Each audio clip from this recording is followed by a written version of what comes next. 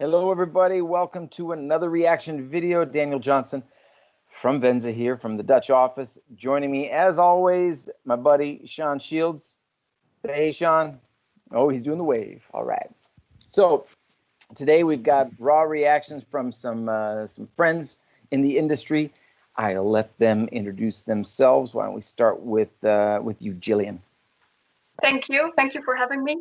My name is Gillian. I am sales manager at hotelkit based in Amsterdam, and I'm responsible for the Dutch market. Hotelkit is a software for hotels to help them optimize their daily communications and operations. And we have a one platform approach that you have one place where you can find all the information you need to successfully run your hotel. Awesome. Good to have you, Gillian. Thank John? you.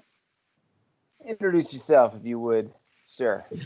Hey, thanks, guys. Thanks for having me again. So my name is John Stojka. I'm the co-founder of Sertifi. We provide an agreement platform that helps you get agreements and payments collected faster. So by combining those two things, you accelerate the process of having to sign a contract and getting your deposits for your events or any kind of payment you need.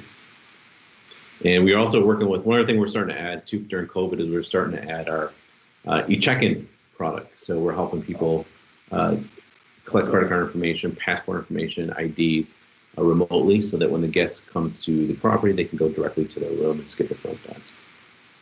Awesome. Very timely. Yeah.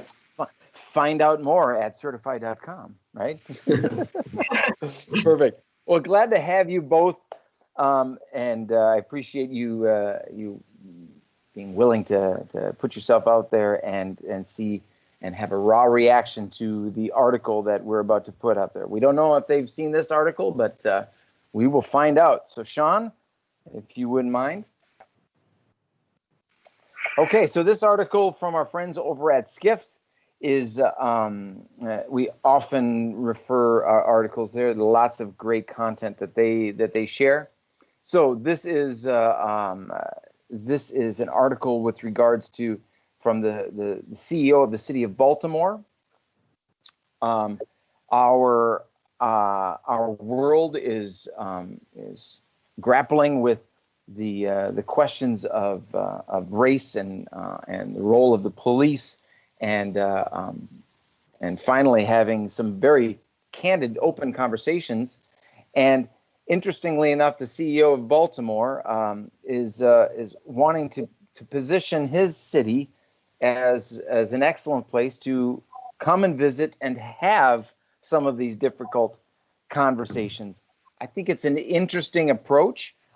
We have talked about in previous reaction videos, we've talked about climate change and some areas that are struggling with climate change, and as a way of saying, well, these are areas that you need to come to now. It's a timely topic to come to these areas based on because of some of the climate challenges. And interestingly enough, the city of Baltimore is positioning itself to say, hey, come here and let's talk about some of these challenging issues. The question I have for you two is, what are your thoughts with regards to some of these politically charged topics and cities, destinations saying, come here to make this the center of those conversations and really delve into it. I think it's an interesting approach if it is to gain tourism. So it's, what are your thoughts with regards to approaching such a potentially polemic topic and then really embracing it and saying, hey, let's have these conversations here. Come and learn more about this here. Obviously, Baltimore is site of Freddie Gray's, if you're familiar with that story, his death at the hands of the police there and the controversies. So, Gillian went first in introducing herself, so let's have John go first. What do you think? Politically charged, right? Yeah, I think it's brilliant, right?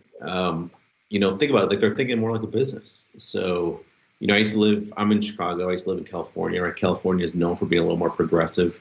You go to places like Texas, they tend to be a little more conservative, right? And there's a place for everybody. So I think it's great, right? And California has obviously done really, really well being progressive and trying to be ahead of all the issues. So Yeah, smart move.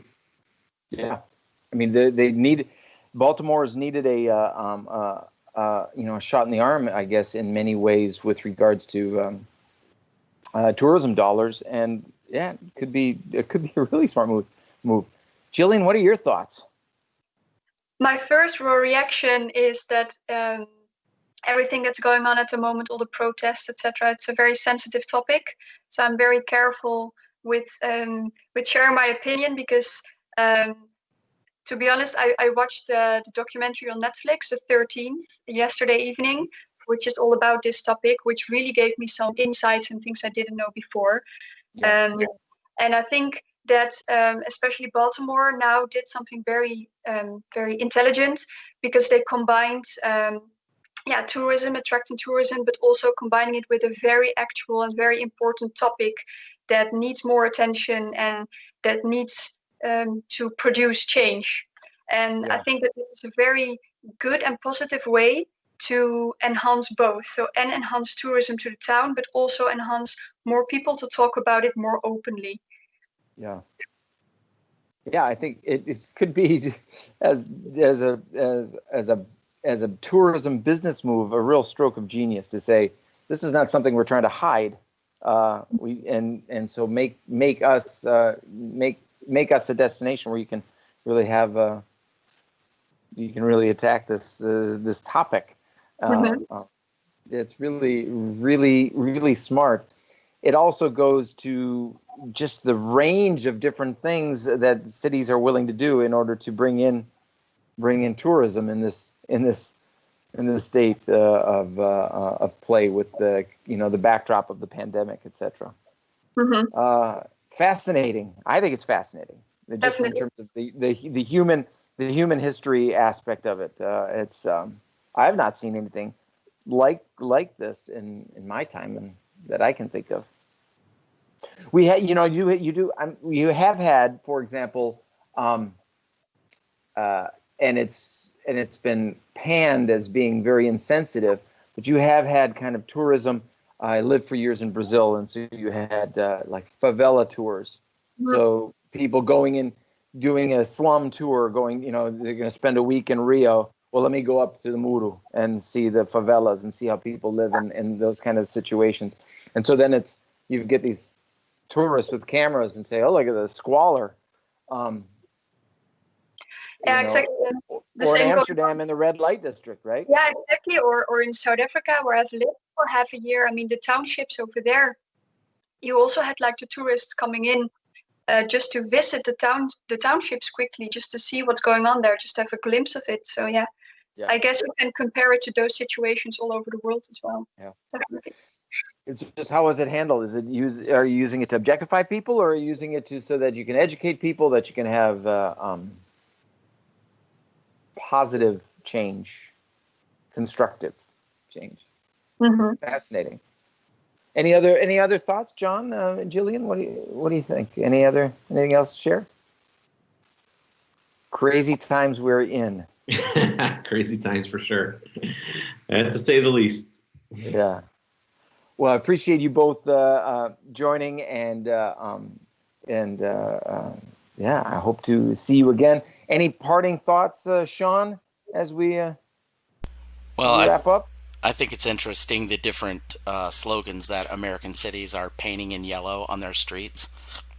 I think that's good, and I think just as every corporation came out for COVID to have a statement, I think this any industry or any aspect or business wants to raise this up and create the conversation, then that is a positive thing.